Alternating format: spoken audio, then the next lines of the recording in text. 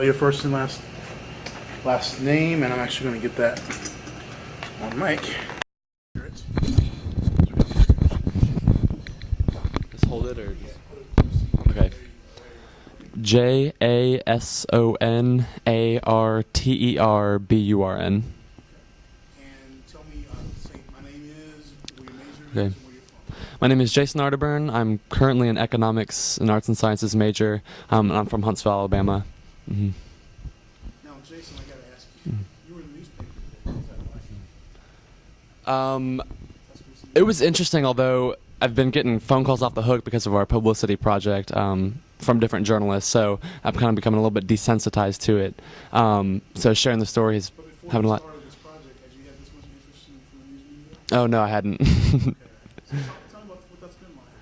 It's been exciting. I think it's been a bit of affirmation in terms of what we're doing, and kind of it's exciting to get the message of basically just our creed as a program out to a larger audience, because right now I don't think we have quite the awareness that, because we are a new program, but I'm glad that we're finally receiving some sort of attention for that, and I think it'll help our efforts if a larger community knows of what's going on here in Marion and what needs to be done in Marion.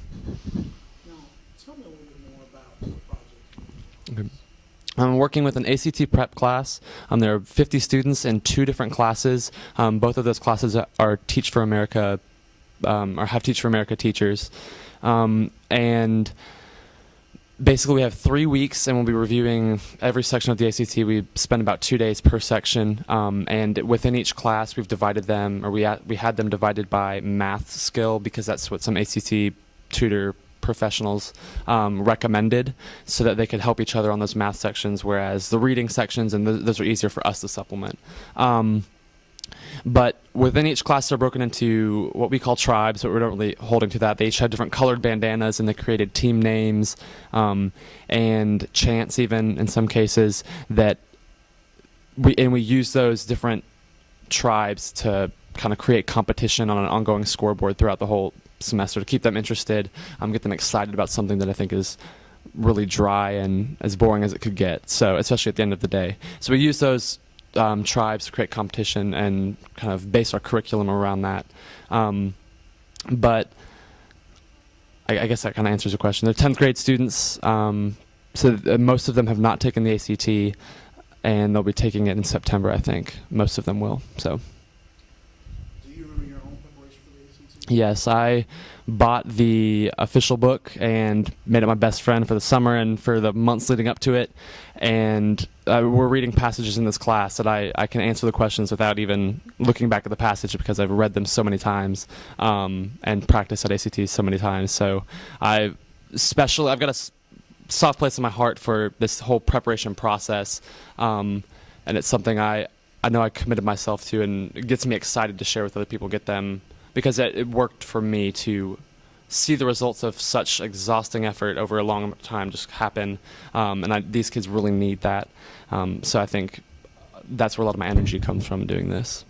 So when you were at your high school in the Huntsville area, was that Bob Jones High School?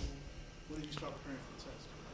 I started preparing for the test in very late summer before my junior year, and then I took a prep class in the second half of the first semester, and then took the December ACT. And that was the extent of my preparation. But over Thanksgiving break and fall break, this was all I did. I went to my grandparents' house and holed myself up in their office and poured through that ACT book.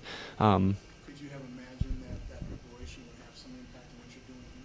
Oh, I'm sure it does. Mostly all the strategies that I've been sharing with the kids or the students, I shouldn't say kids, are ones that I've kind of learned from different guides or from different teachers, but also ones I've developed myself that really helped me, because by no means was I a perfect ACT student. So skills that I developed in that whole process really helped me, or have guided the curricula for these classes. So. What do you want to leave the students in Perry County with when you leave next week?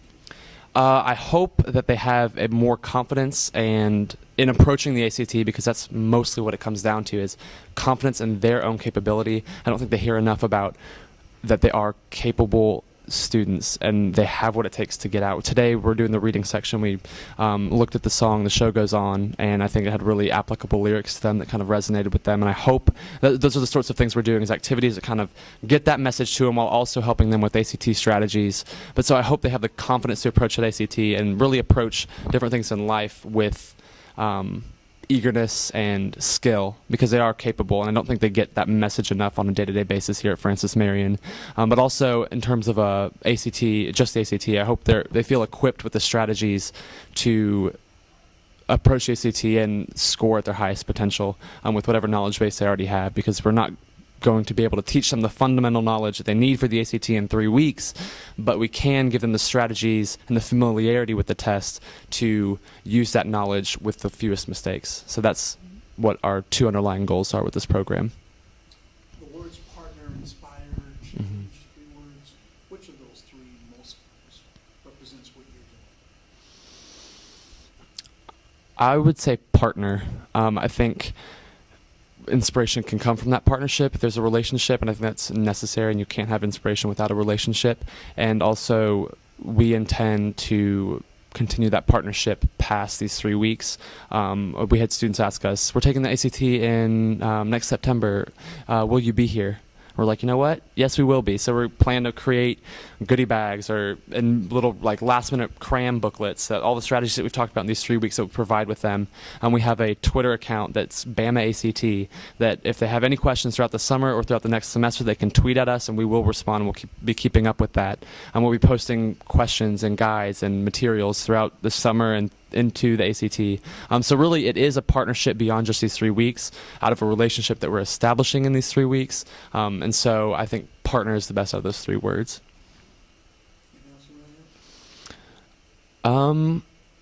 The students really don't hear enough that they are capable, and it's been so inspiring to see what they've been able to achieve, not just in this ACT program, but in the creative writing workshop, in the mentorship, in when we've invested responsibility in them, and they've risen beyond any bar we could have set, and it's been incredible. It's been humbling for us to see, and I think that's been the most valuable and impactful thing for me, as well as many others on this experience, and I hope that it's been just as impactful for them. So.